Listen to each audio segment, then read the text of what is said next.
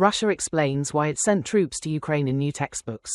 Russia has launched a new set of military history textbooks, explaining that the country was forced to send troops to Ukraine due to threats from the West.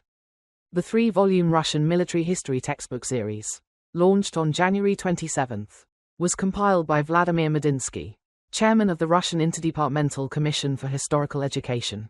Medinsky is also an advisor to President Vladimir Putin and led the Russian delegation in peace negotiations with Ukraine in 2022.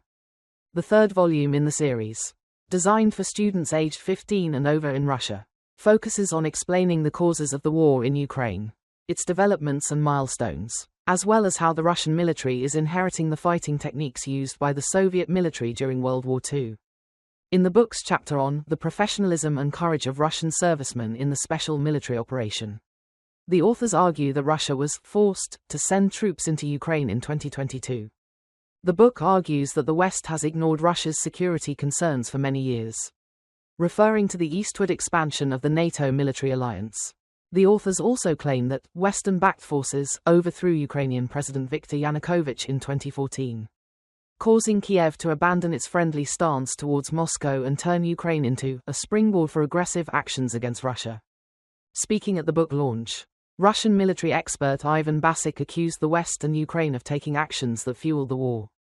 Our most important task is to explain to the younger generation, to schoolchildren, the nature of the special military operation, that Russia was put in a situation where it had to act, he said. During the 3 years of fighting and before Russia invaded Ukraine in February 2022, Kiev and NATO member states always denied being the first to threaten. Kiev and its Western allies say Russia has launched a war without cause, with the core goal of territorial expansion. Russian President Putin has repeatedly described the war in Ukraine as part of a larger confrontation with the Western alliance, accusing the West of plotting to weaken Russia and dismember the country.